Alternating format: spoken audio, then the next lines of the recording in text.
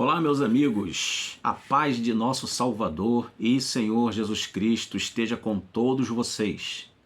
Quero glorificar a Deus por mais esta riquíssima oportunidade que Ele me concede de eu poder estar aqui fazendo mais uma gravação de mais um vídeo para a edificação espiritual e o conscientizamento ou a conscientização de cada um de nós diante das Sagradas Escrituras, a Palavra de Deus. Antes, peço que você se inscreva no canal. Ao se inscrever, ative o sininho das notificações e também curta o vídeo dando aquele like. Não deixe de compartilhar o vídeo com muitas pessoas, pessoas da sua família, pessoas que são amigos teus, não é? E não deixe de compartilhar também em grupos de WhatsApp, com pessoas que estão acamadas, né? Com pessoas que estão aí precisando muito de ouvir a palavra de Deus, e lugares que não tem igreja, principalmente. Eu tenho uma filha, por exemplo, que mora num local e é país de primeiro mundo, e não tem igreja próximo da casa dela, para vocês verem. E eu mando, sempre que posso, os meus vídeos para ela lá, e ela lá ouve a palavra de Deus. Ela foi criada na igreja, então é muito importante esse compartilhamento. Deus vai abençoar sua vida, ok? Então vamos ler aqui o texto do Evangelho de João, que é o evangelho que foi escrito mais tarde. Alguns botam entre ano 90 e ano 100, tá? Nesse período dessa década aí, entre o ano 90 ao ano 100, alguns creem que esse evangelho foi escrito, tá? João, ele morreu de velhice, foi o único dos apóstolos que não foi martirizado. Ele morreu de velhice, com uma idade bem avançada, né? Ele voltou da ilha de Patmos, ele foi anistiado pelo imperador, né? E Cócius Nerva, e ele voltou. Ele foi exilado pelo imperador Diocleciano, e ele foi anistiado pelo imperador Cócius Nerva, e ele voltou e foi morar em Éfeso, e pastoreou a igreja de Éfeso até a sua morte. Foi um homem de Deus, um apóstolo dos mais notáveis da Bíblia Sagrada, dos apóstolos de Jesus Cristo. Então, muitas pessoas, erradamente, inclusive vai ser até o título do nosso vídeo aqui, muitas pessoas erradamente dizem que Jesus bateu nos vendilhões do templo, nos vendedores, nos cambistas do templo. Dizem que ele pegou um azorrague e ele saiu batendo em todo mundo, como se fosse um Bruce Lee da vida, né? Como se fosse um lutador, como se fosse alguém que viesse fazer justiça com as próprias mãos. Não. Se a gente ler o texto bíblico com atenção, como nós vamos fazer agora, que é uma coisa que eu sempre chamo a sua atenção aqui no canal, leia a Bíblia sempre com um olhar clínico. Não um olhar crítico não, tá? É diferente. Você ler a Bíblia com um olhar crítico, porque tem gente que lê a Bíblia já para poder achar coisas contraditórias na Bíblia. Coisas que aparentemente não deveriam estar ali na Bíblia. Alguém até diz, não, isso aqui não deveria estar escrito aqui, mas está. E aí pega isso aí para poder ser um opositor da palavra de Deus. Muitas pessoas, inclusive, fazem isso em debates com cristãos, com pastores, com exegetas, com apologetas, e pegam esses pontos assim chamados de vulnerabilidade na visão deles. O que há, na verdade, são pontos não bem explicados, ou ainda pontos que nós não chegamos a uma exegese mais profunda a fim de compreendermos o determinado texto em questão. Então muitos, sem essa compreensão, vendem a ideia, e eu já vi inclusive isso nos próprios templos, gente pregando que Jesus ele também perdeu a paciência, e que ele, na realidade, ele perdeu a paciência a tal ponto dele bater, dele descer a pancada, né? Literalmente falando em linguagem bem popular, descer a pancada nos vendilhões do templo, nos cambistas do templo. E isso, à luz da palavra que nós vamos ler agora, não é verdade. Tá bom? Vamos então ao texto bíblico para a nossa edificação e também para a observação do que a palavra está dizendo. João capítulo 2, versículo 13 em diante, diz-nos assim: E estava próxima a Páscoa dos judeus, e Jesus subiu a Jerusalém. Era hábito de Jesus comemorar as festas. Era hábito de Jesus observar as festas, porque ele era judeu, e os apóstolos dele também eram judeus. Nunca vou cansar de me dizer isso. Jesus ele não ficava em casa, tinha festa, ele não ficava em casa, ele se deslocava de onde quer que ele estava. Ainda que a sua cidade fortaleza, a sua cidade, vamos dizer assim, quartel-general era Cafarnaum. Jesus fixou residência lá, mas ele saía de lá e ia a Jerusalém quando tinha as festas, que era o lugar próprio para poder adorar, porque lá estava o templo. O templo ficava em Jerusalém, e lá é que eram feitas as festas, eram oficiadas as festas. Então diz aqui, estava próxima a Páscoa dos judeus, e Jesus subiu a Jerusalém. É interessante esse verbo subir, porque muitas vezes, geograficamente falando, haviam cidades que estavam no nível do mar mais elevadas do que Jerusalém. E, não obstante, a Bíblia sempre fala subir a Jerusalém. Isso significava uma palavra, isso pode significar, né, para nós, uma palavra dizendo que Jerusalém ela estava elevada acima das demais cidades, por ser a cidade aonde estava o Santo Templo e aonde celebravam-se as sagradas festas do Senhor. Isso é muito significativo, né? E diz lá o versículo 14: E achou no templo os que vendiam bois e ovelhas e pombos, e os cambiadores assentados. Ó. Então havia vendedores de bois, ovelhas e pombos, vendedores de animais, e também, né, tem aí uma conjunção, né? E também havia os cambiadores, ou seja, aqueles que trocavam moedas para que os peregrinos que vinham de outro local, não, em vez de trazerem do local de onde eles estavam indo adorar em Jerusalém, eles compravam ali e cambiavam ali no átrio dos gentios, que é onde os historiadores e os eruditos acreditam que acontecia esse comércio. Mas não pense você que também o átrio dos gentios era considerado um átrio, por ser chamado dos gentios, um átrio que poderia se fazer tudo o que quisesse. Não, esse aqui é o átrio dos gentios, a gente pode fazer o que quiser, o que der na telha. Não era bem assim.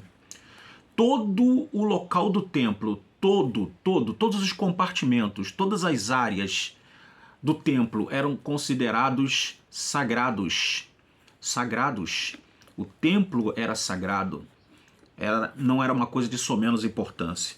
Então Jesus acha esses camaradas ali, vendedores de bois, e há alguns até inclusive que opinam, é quase que certa essa opinião, de grandes eruditos, grandes intérpretes bíblicos, né, que esses vendedores, eles tinham o aval do Sinédrio. E alguns até chegam a dizer que quem controlava as vendas desses homens era o próprio Sinédrio, na pessoa do grupo judaico chamado grupo dos saduceus, que eram aqueles que eram os mais ricos dentro do Sinédrio. O poder financeiro era grande entre os saduceus, eles eram homens ricos, abastados, e muitos acreditam que eles lucravam muito dinheiro com essas festas sagradas, mas eles aproveitavam-se disso, que afluía grande quantidade de pessoas que estavam em cidades longe, iam lá, viajavam até Jerusalém para adorar lá. E então muitos acreditam que os saduceus eles controlavam o dinheiro dessas vendas e eles davam um aval para que esses cambistas, esses cambiadores, esses caras que cambiavam ali e vendiam animais ali. E, inclusive, eu tenho aqui uma pesquisa em uma revista que não é nem cristã, inclusive é uma revista científica, e ela trata sobre a questão do comércio no templo. Essa revista, nessa matéria, que agora para achar vai ser muito difícil, tem que revirar muito papel, muita coisa, deixa para lá. Mas eles dizem que o preço era super majorado, olha só. O preço não era um preço que o peregrino compraria, por exemplo, na terra dele, que era bem mais barato. Lá no templo, esses preços eram inflacionados. Inflacionados. Veja que absurdo, né? Ao invés de venderem as coisas de Deus, e deixa aqui até uma crítica, né? A Bíblia é sagrada, eu sei que há Bíblias que elas são fruto de pesquisas, fruto de pessoas que estudam bastante a palavra, mas eu acho um absurdo uma Bíblia, por exemplo, tem uma Bíblia que eu estou querendo comprar, e lançado por uma determinada sociedade, uma determinada editora, eu não vou falar aqui o nome, né? E essa Bíblia está custando, em alguns lugares, R$400. Isso mesmo que você ouviu, R$400.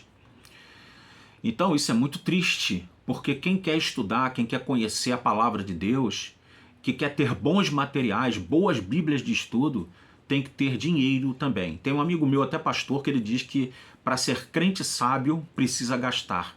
E lamentavelmente isso não deveria ser assim. Essa inflação, essa majoração enorme, não que a Bíblia não tem preço.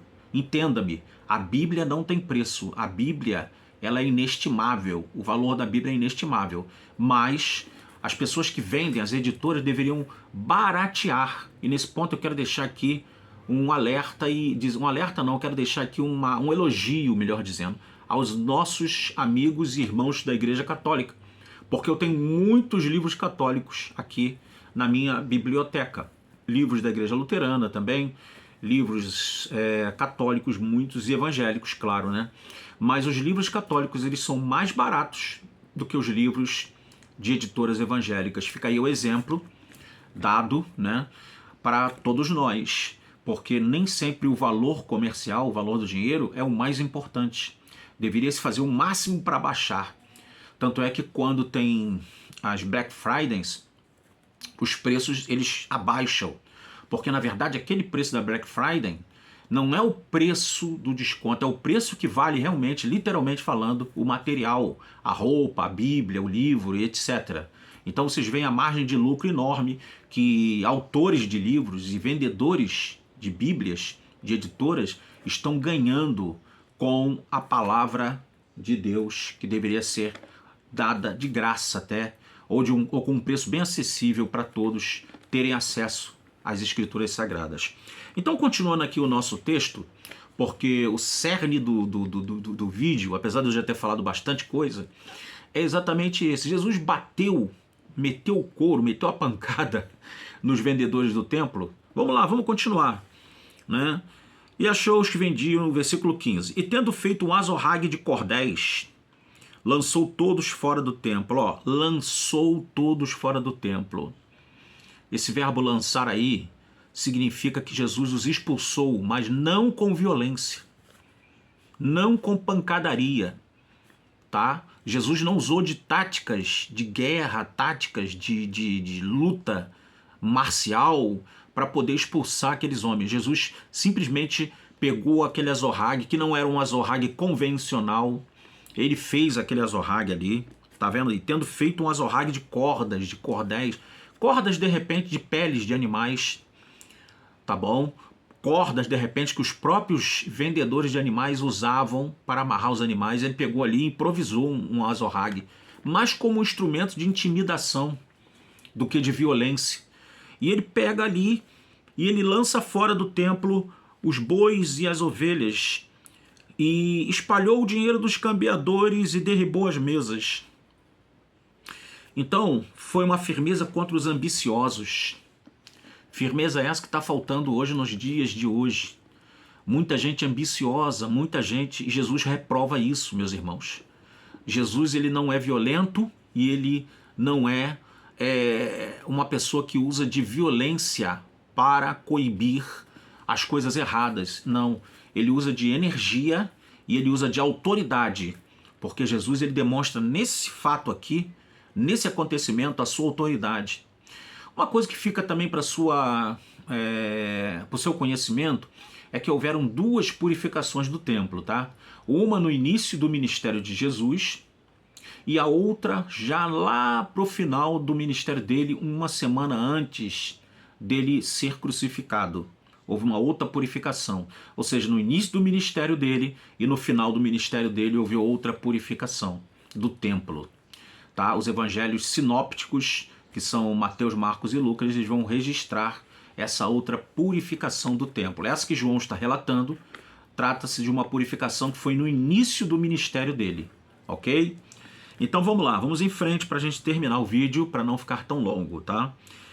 E disse aos que vendiam pombos: tirai daqui estes, e não façais da casa do meu pai casa de vendas. Vejam bem que Jesus não abriu ali ou gaiolas ou alguma coisa que prendia os pombos. Jesus falou: tirai daqui os pombos, tirai daqui.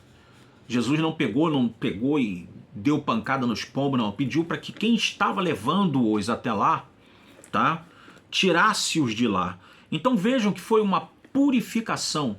Jesus, que estava ali em Jerusalém como adorador, porque eu falei que ele observava as festas e participava delas, ele de adorador, ele passou a ser restaurador da ordem espiritual que deve haver na casa de Deus.